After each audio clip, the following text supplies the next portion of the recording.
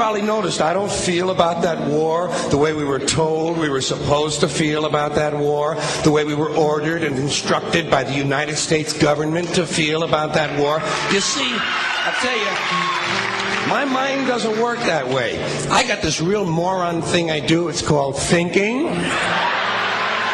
And I'm not a very good American because I like to form my own opinions.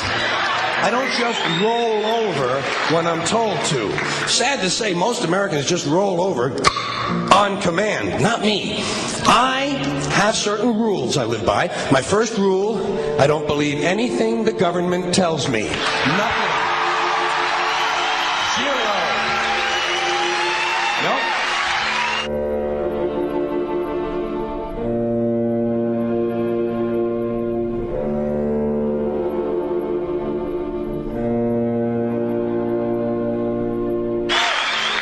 I don't take very seriously the media or the press in this country, who in the case of the Persian Gulf War were nothing more than unpaid employees of the Department of Defense, and who most of the time function as kind of an unofficial public relations agency for the United States government. So I don't listen to them. I don't really believe in my country. And I gotta tell you folks, I don't get all choked up about yellow ribbons and American flags. Now, to balance the scale, I'd like to talk about some things that bring us together. Things that point out our similarities instead of our differences. Because that's all you ever hear about in this country is our differences. That's all the media and the politicians are ever talking about, the things that separate us, things that make us different from one another. That's the way the ruling class operates in any society. They try to divide the rest of the people. They keep the lower and the middle classes fighting with each other so that they, the rich, can run off with all the fucking money. Fairly simple thing, happens to work. You know, anything different, that's what they're going to talk about. Race, religion, ethnic and national background, jobs, income, education, social status, sexuality, anything you can do, keep us fighting with each other so that they can keep going to the bank. You know how I describe the economic and social classes in this country? The upper class keeps all of the money, pays none of the taxes. The middle class pays all of the taxes, does all of the work. The poor are there just to scare the shit out of the middle class. Keep them showing up at those jobs.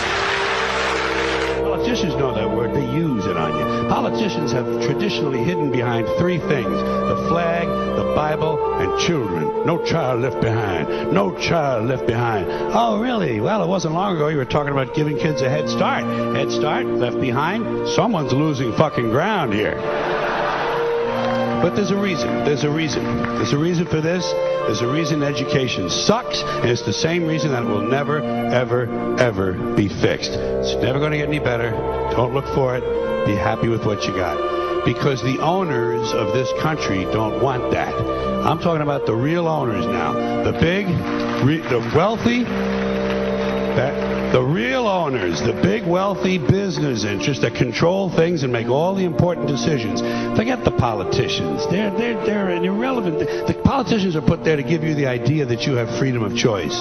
You don't. You have no choice. You have owners. They own you. They own everything. They own all the important land. They own and control the corporations. They've long since bought and paid for the Senate, the Congress, the state houses, the city halls. They got the judges in their back pockets, and they own all the big media news, all the big media companies. So they control just about all of the news and information you get to hear. They got you by the balls. They spend billions of dollars every year lobbying to get what they want. Well, we know what they want. They want more for themselves and less for everybody else. But I'll tell you what they don't want. They don't want a population of citizens capable of critical thinking. They don't want well-informed, well-educated people capable of critical thinking. They're not interested in that. That doesn't help them. That's against their interest. That's right. You know something? They don't want people who are smart enough to sit around the kitchen table and figure out how badly they're getting fucked by a system that threw them overboard 30 fucking years ago. They don't want that. You know what they want? They want obedient workers.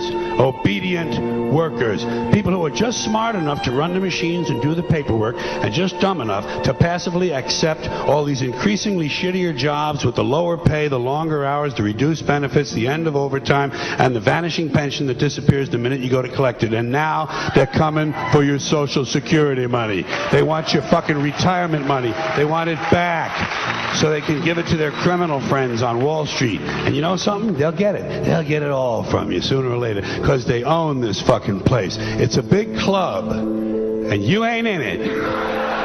You and I are not in the big club.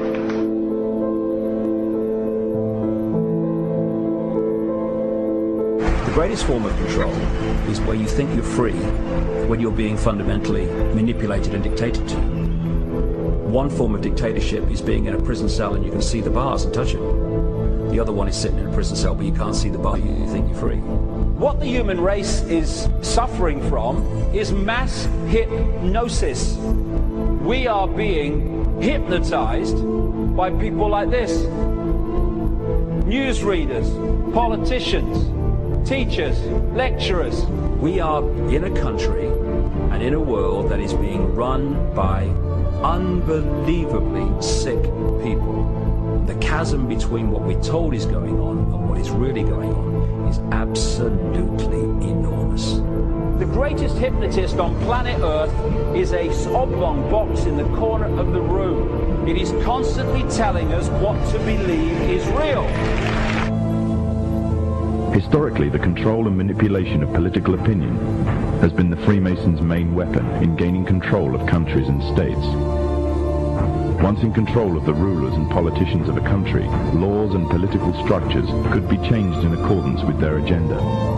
However, since restricting the body does not necessarily mean restricting the mind, the Freemason recognizes that their plan for a global government hinges completely on subduing the masses to their agenda, and thus eliminating opposition to their cause. And the greatest threat to their plan, posing more danger than any army or law, is the threat of a free-thinking mind. In order to eliminate this threat and to achieve their objective, the Masons have set about the boldest plan ever devised: the complete control of every aspect of human life, your life. And the weapons they are using against you are in your very homes, entertaining you and your children, and gradually indoctrinating you without you even realizing.